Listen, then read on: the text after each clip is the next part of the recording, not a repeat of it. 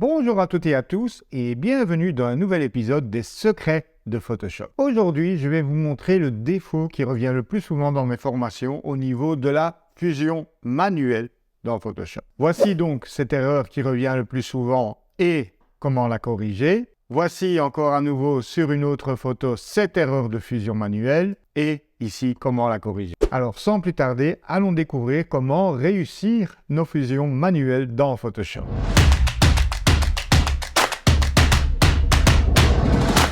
J'ai sélectionné ici dans Lightroom toute une série donc de bracketing d'exposition, donc des photos avec différentes expositions qui ont été prises donc sur trépied. Par exemple ici, si vous regardez les exhibs, vous voyez qu'il y a eu plus 1. Ici, on a un stop en moins, moins un tiers, moins un stop et moins 2 stops. Donc entre la première photo la plus claire et celle-ci, on a un peu plus de 3 stops, 3 diaphragmes de différence. Et c'est ça l'erreur principale que des dizaines de membres de mes formations au début, en tout cas, commettent lors de leurs exercices de fusion manuelle, c'est qu'ils essayent de fusionner directement donc deux photos comme ceci avec un tel écart dynamique. En fusion HDR automatique par exemple dans Lightroom, Adobe d'ailleurs a émis des recommandations par rapport à ce sujet, vous voyez qu'ils vous disent qu'en fonction de l'écart dynamique entre deux photos, il va falloir soit 2 photos pour réaliser la fusion, soit 3, etc. Donc au plus l'écart dynamique entre deux photos est grand, au plus il faut de photos pour réaliser la fusion correcte. Donc dans Lightroom ou Camera Raw, si vous avez un écart dynamique de 3 stops sur votre série de bracketing, il vous faut que la photo la plus claire et la plus sombre pour réaliser la fusion. Par contre, en fusion manuelle dans Photoshop, là, vous allez voir que ça ne fonctionne pas de lui envoyer la plus claire et la plus sombre. Je vous montre, donc ici, la plus claire et la plus sombre sont sélectionnées. Clic droit, modifier dans Ouvrir en tant que calque dans Photoshop. Donc là, elles vont s'empiler les unes au-dessus des autres. Voilà, la plus sombre est au-dessus. Je la masque temporairement, je crée un masque vide et je vais dans Image, appliquer une image pour créer un masque de luminosité de ton clair 1. Alors si vous ne connaissez rien à ces histoires de masque de luminosité, je vous invite à regarder la vidéo qui date déjà d'il y a quelques années, qui est sur ma chaîne, mais qui vous expliquera plus en détail pourquoi j'utilise cette méthode-là pour créer les masques de luminosité. Donc, revenons à nos moutons, je valide par OK, donc vous voyez que ça m'a créé ce qu'on appelle un masque de luminosité de ton clair. Si maintenant je réactive le masque, vous voyez que la fusion donc n'est pas du tout cohérente. Vous avez un ciel qui est beaucoup trop sombre, les collines ici sont beaucoup trop claires. Alors évidemment, on peut améliorer le résultat en regroupant ce calque dans son propre dossier, en lui créant donc un masque noir, puisqu'à ce moment-là, en fait, c'est le masque du dossier qui a la suprématie sur ce qu'il contient. Donc là, il cache tout en fait. Et donc là, à l'aide d'un dégradé de blanc vers transparent, je vais comme ceci tirer sur le haut de l'image. Mais vous voyez que ça ne fusionne pas bien au niveau de l'horizon. Et ça, c'est vraiment un défaut que je vois que beaucoup de photographes rencontrent et du coup, ils se découragent un petit peu des masques de luminosité parce qu'ils voient que le résultat n'est pas très bon, etc. Eh bien, ça vient tout simplement de cette erreur qui consiste à utiliser des photos qui ont un trop gros écart dynamique entre elles. Donc, comme vous pouvez le voir, pour avoir par exemple du détail dans mes hautes lumières, je vais très loin. Alors, vous n'êtes pas obligé évidemment d'aller aussi loin, mais regardez ici, j'ai été jusqu'à -5, -4, -3, -2, -1, voilà, et ça c'est la 0. Donc vous voyez, quand je shoot face au soleil, je vais à fond dans le négatif pour avoir à un moment des détails, le soleil le plus petit possible. Même si au final je le laisse un peu plus grand, mais au moins j'ai la possibilité de rattraper. Donc ici ce qu'on va faire, c'est utiliser donc la plus claire évidemment, puisque c'est elle qui a le plus d'informations, avec juste la suivante qui a un stop en moins. Voilà, je clique droit, hop, modifier dans, ouvrir en tant que calque dans Photoshop. Voilà, elle s'empile. OK, vous voyez la différence. Donc, on va récupérer déjà un petit peu d'informations dans le ciel. Donc, idem, je crée un masque vide. J'utilise la fonction appliquer une image pour créer un masque de luminosité de ton clair 1 et je réactive le calque et vous voyez que la fusion est déjà bien meilleure. Je regroupe ce calque dans son propre dossier sur lequel j'applique un masque noir et je viens tirer un dégradé blanc, voilà, entre les deux. Et donc, regardez, en quelques clics, vous voyez, j'ai une fusion qui est bien meilleure. Alors, vous allez me dire, oui, mais le soleil, il reste encore assez large. Eh bien, si je veux aller plus loin dans la récupération des détails, je vais aller choisir la plus sombre. Voilà, c'est celle-ci qui a donc un écart de 3 stops par rapport à l'autre. Et je l'envoie dans Photoshop. Donc, clic droit, modifier dans Photoshop, correction, oui, hop. Donc là, il va m'ouvrir le fichier dans un nouvel onglet. Je clique droit sur ce calque et je fais dupliquer le calque dans l'autre document. OK, je peux à présent fermer celui-ci. Donc, celui-ci est tout à fait au-dessus. Voilà. Je vais créer un masque vide et un masque de luminosité. Commande Alt Shift P, c'est un raccourci personnalisé que j'ai créé. Sinon, vous allez dans Image, appliquer une image. OK. Alors, j'examine un peu le masque. Vous voyez qu'il est très gris, ce qui veut dire qu'il va laisser beaucoup passer d'informations, ce que ici, je ne veux pas trop. Donc, je vais encore le renforcer en faisant une seconde fois Image, appliquer une image, ce qui va donc contraster encore plus le masque, puisque vous voyez qu'il est en mode produit. OK.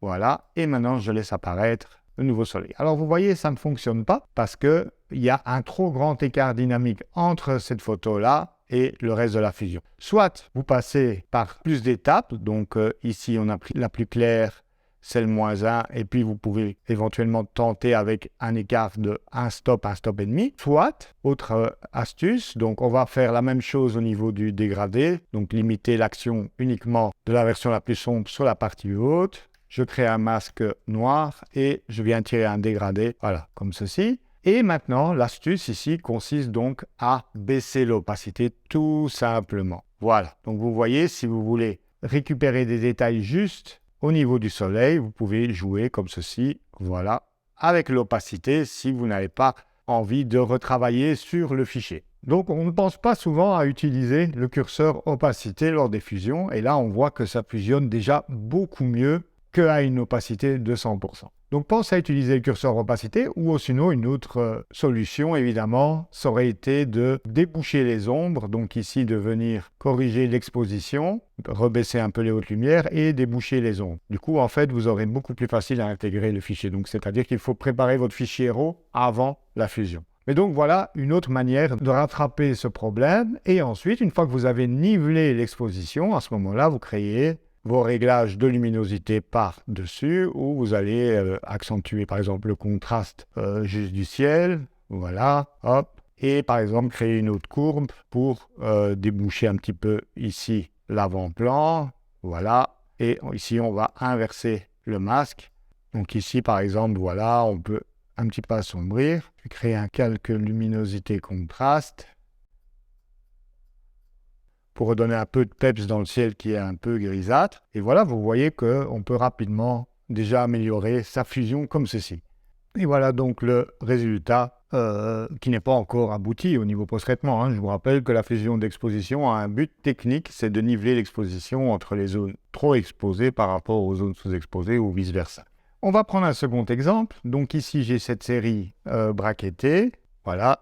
Donc ici, l'avant-plan est correctement exposé. Et puis tout de suite, vous voyez, le soleil étant très fort, hein, de face, si vous exposez pour le soleil, d'office, tout l'avant-plan est complètement sombre. Et regardez, si je veux avoir un soleil beaucoup plus petit comme dans la photo de gauche, je suis obligé d'aller très loin dans la sous-exposition, comme je vous l'ai dit précédemment. Donc vous voyez ici, j'ai fait une correction d'exposition de -6 diaphragmes par rapport à l'expo de base, qui est déjà parti sur une base négative, -1. Quand vous shootez face au soleil, c'est rarement utile d'exposer dans le positif, hein, puisque en général, c'est plus des problèmes de surexposition. Je vous montre l'erreur commune, donc qui consiste à fusionner des photos qui ont un trop grand écart dynamique directement. Et voilà, hop, masque vide, appliquer une image, OK, je valide, et là vous voyez que ça colle pas du tout ensemble. Même si je regroupe ce calque plus sombre dans son propre dossier, que je lui applique un masque noir et que je viens juste tirer un dégradé pour que ça ne s'applique que dans le haut de l'image, vous voyez que ça collera jamais. La montagne est beaucoup trop claire par rapport au ciel. Vous voyez qu'ici, du coup, ça crée des halos sombres, etc.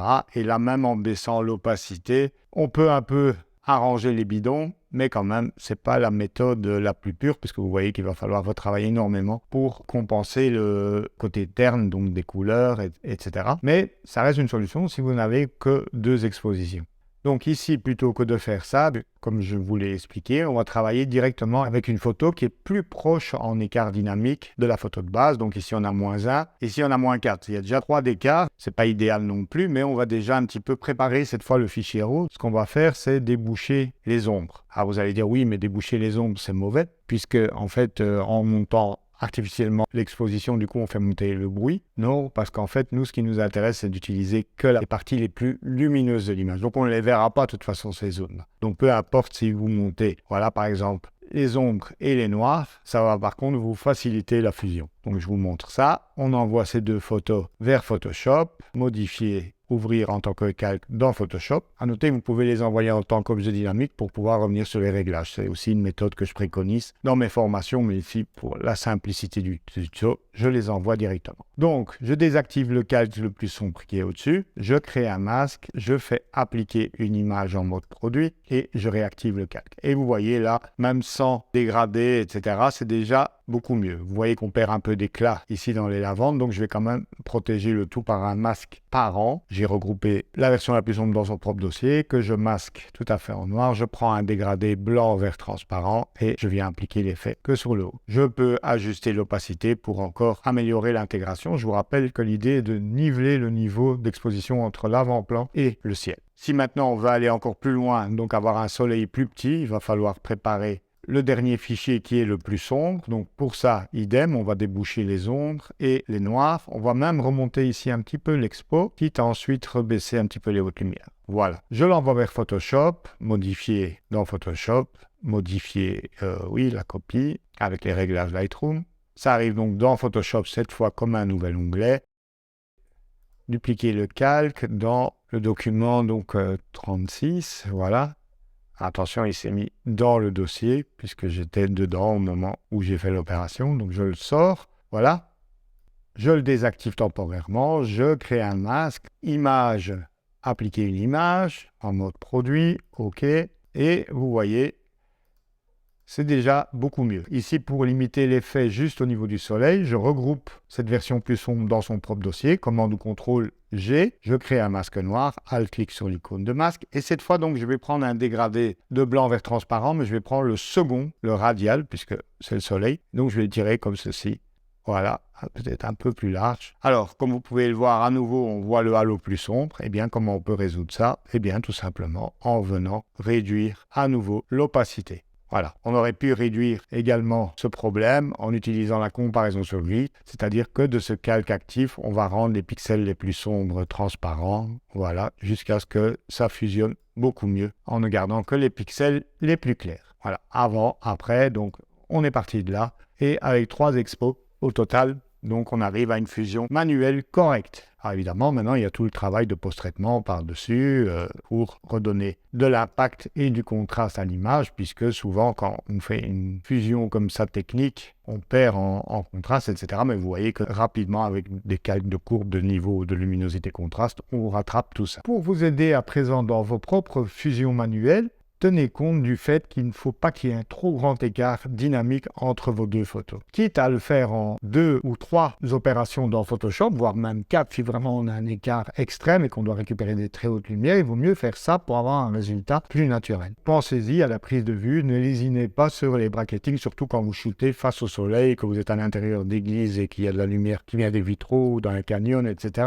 Partout où il y a des très forts contrastes dynamiques, il vaut mieux avoir trop d'exposition que pas assez. Vous pouvez toujours jeter ensuite celle que vous n'avez pas utilisée pour votre fusion, mais par contre, aller re-shooter sur le terrain, c'est parfois pas évident. Alors, si ça vous intéresse de mieux maîtriser ce processus de fusion manuelle dans Photoshop, aussi comprendre donc comment on utilise ces masques de luminosité, quel est l'intérêt de la fusion HDR, puisqu'il y a une fusion automatique dans Lightroom. Pourquoi il vaut mieux encore fusionner de manière manuelle ces fichiers? La fusion grâce à la comparaison sur gris, la comparaison entre la méthode comparaison sur gris et les masses de luminosité, ainsi que les cas complexes, quand par exemple vous avez des fines branches, etc. Mais tout ça est abordé en détail sur plusieurs heures dans ma formation Photoshop qui ouvre prochainement. Donc si jamais ça vous intéresse d'aller plus en profondeur dans ce sujet, vous pouvez laisser votre adresse sur la page ici et vous recevrez toutes les infos